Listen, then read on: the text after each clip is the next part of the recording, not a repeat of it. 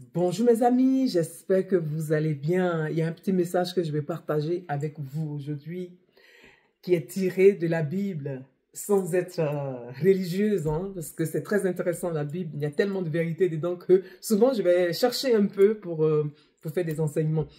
Et là aujourd'hui ce que j'ai découvert c'est examinons-nous. Examinons-nous. Vous savez, il y a des gens qui se plaignent beaucoup. J'étais la première. Ah, mais les gens sont méchants. Mais les gens sont pas reconnaissants.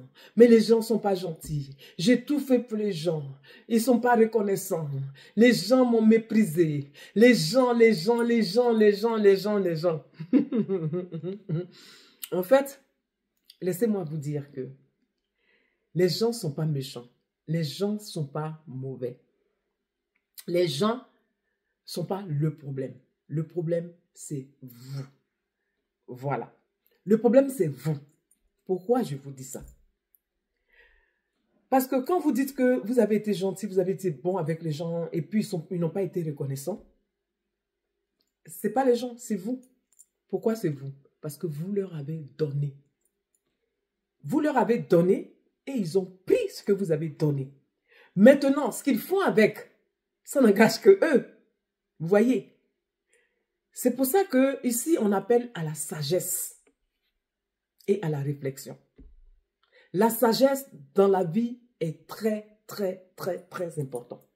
Tu peux être riche, tu peux avoir tout ce que tu veux. Il faut prier pour demander la sagesse. Si tu n'as pas la sagesse, tu es perdu. Moi, je marche avec beaucoup de gens intellectuels, hein, mais qui manquent de sagesse.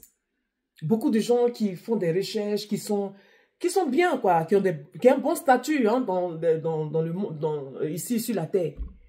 Mais il manque de sagesse. On manque beaucoup de sagesse.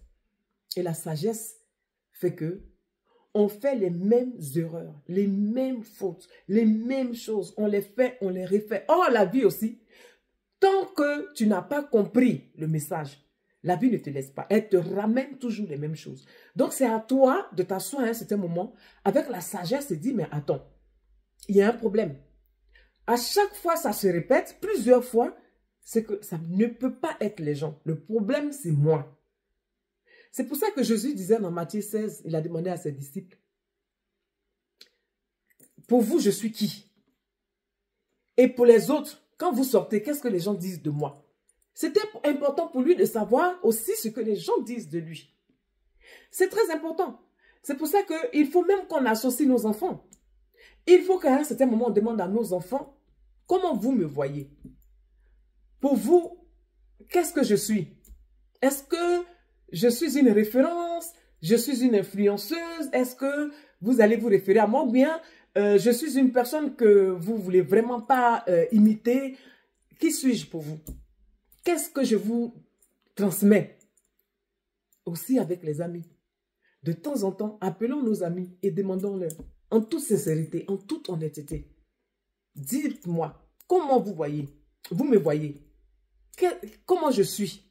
Demandez-leur. Et là, les gens vont vous dire.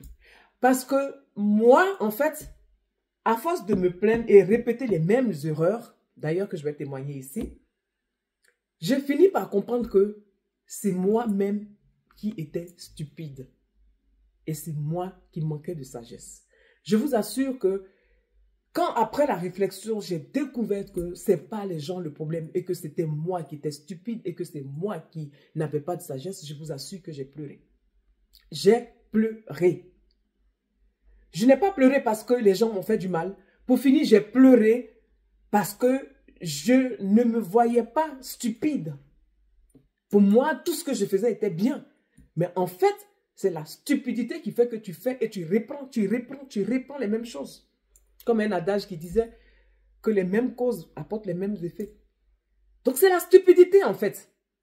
Tant que tu ne t'assois pas pour t'examiner, pour réfléchir et voir pourquoi c'est à moi que ça arrive, tu vas refaire les mêmes choses. Et tu vas toujours penser, c'est la faute aux autres. C'est eux, c'est eux, c'est eux, c'est eux. Alors que maintenant, quand tu te dis c'est eux, tu les accuses. Et regarde, ce doigt, tu t'accuses aussi. C'est eux. C'est pour ça que quand tu dois commencer à dire que c'est les autres, assis-toi, réfléchis et puis dis, Ce n'est pas les autres, c'est moi le problème. Dès que tu dis que c'est toi le problème, tu vas travailler là-dessus. Tu vas reconnaître que tu es stupide. Il faut reconnaître. C'est pas grave. Si tu es stupide, reconnais. Reconnais. Tu dis oui, mais là, en fait, vraiment, je suis stupide. Oui, j'ai été stupide. Oui, j'ai manqué de sagesse. Oui, maintenant, qu'est-ce que je dois faire pour que la prochaine fois, ça peut être mieux? Et c'est à ça que tu réfléchis. Donc, examinons-nous. Examinons-nous. Comme je vous disais, appelez vos amis, demandez-leur. Parce qu'il y a des gens qui sont naïfs. Hein. Il y a des gens qui croient à tout. Les gens naïfs, là, ils excellent dans le travail, mais dans les relations, ils ne peuvent pas construire quelque chose. Parce qu'ils sont naïfs.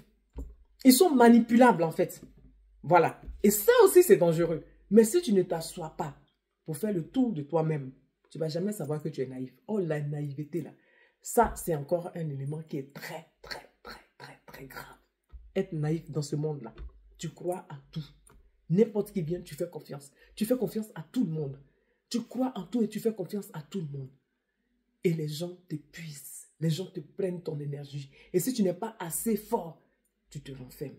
Donc, ce message pour vous dire que examinons-nous, examinez-vous pour que vous arrêtez d'accuser les autres et que vous preniez vos responsabilités et reconnaître que le vrai problème, c'est vous, c'est pas les autres. Jésus l'a dit. C'est vous le problème, c'est pas les autres. Bonne journée ou bonne soirée, ça dépend de là où vous êtes. Bye!